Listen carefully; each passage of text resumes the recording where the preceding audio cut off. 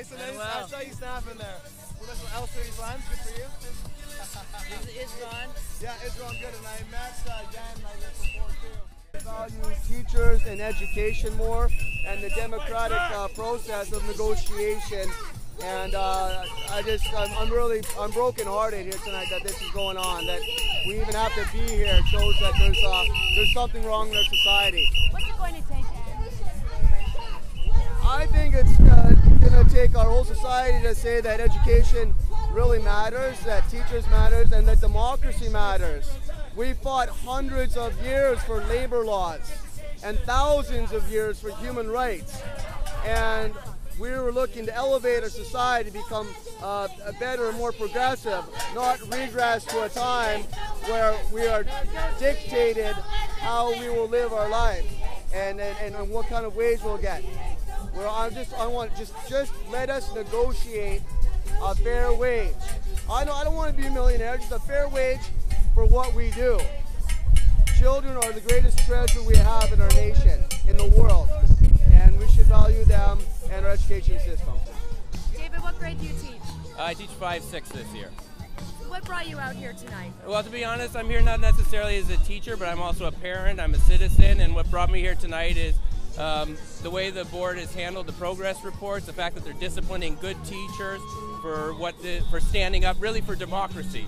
And I think that that's what people need to recognize, is this is not about a wage freeze, this is about an attack on charter rights and the fundamental rights of organized labor and the future of organized labor in our province. And I think that that's why I'm here, more as a citizen and as a parent than anything else in the future. Now, as a parent, what do you think about the impact that this is having on kids? I mean, is it hard for you as a teacher to withdraw some things and see that happening in the schools? Yeah, it's very hard to see that. I mean, it's a gut-wrenching decision that teachers had to make, but I think what we're looking at here is the long term. And the fact is that I'm standing up for my kids, my children at home. I'm standing up for them and their future and the future of organized labor. And I think that in the short term, there's some hardships that need to be that we need to go through, but I'm here because of the long term and the fact that we need to stand up for charter rights. Why are you here today?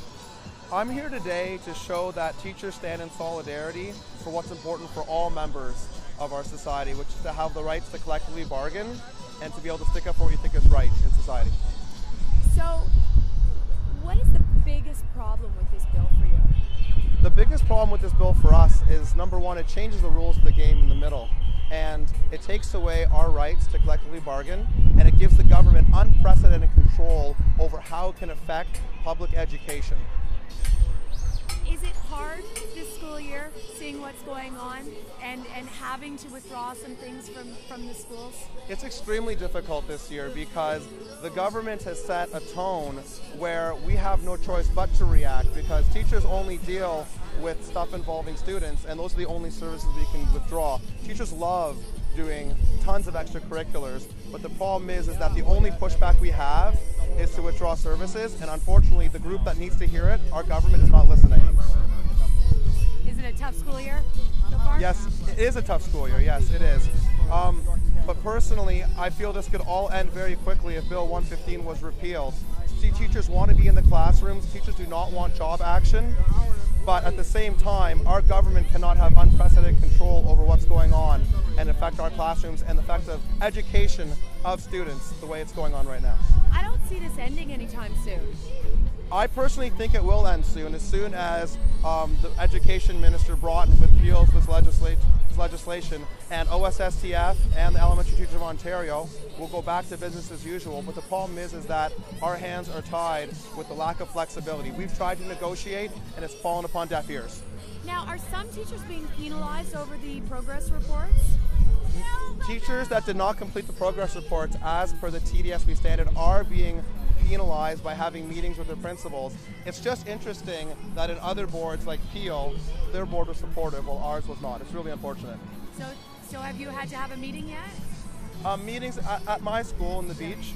Our school continued to be solid with ETFO's guidelines, and we have been asked to have meetings with our principals. We do not know if they're for discipline. All we know is that we're not being supported, and we follow. What we knew was that what's good for the ministry wasn't good enough for the TDSB. So You're a trustee. What is your stance on this situation right now? Well, the government has really thrown a spanner into the works. We would love to be able to negotiate with our teachers, with our employees. They're our employees, not the government's employees.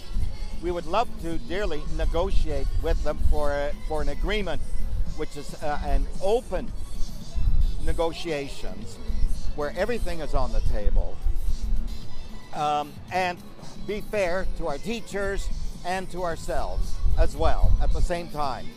But the government, the spanner that the government has thrown into the works has thrown a lot of stuff off the table. So there's some things we cannot negotiate, and this is highly unfair. It's unfair to the school boards, it's unfair to the teachers. And the government is complaining about poverty. We don't have the resources, we all have to cut back. But where are we cutting back? We're cutting back in the classrooms. And the government is spreading this falsehood that there are just no resources. With government cuts in taxation and corporate taxes, the corporations that the government is rewarding for causing this economic crisis in the first place are the biggest users of our graduates, of our educational system. And I think it's only fair that they should pay their share of the education of their future workers. The resources are there. The government just needs the gumption to go ahead and do it.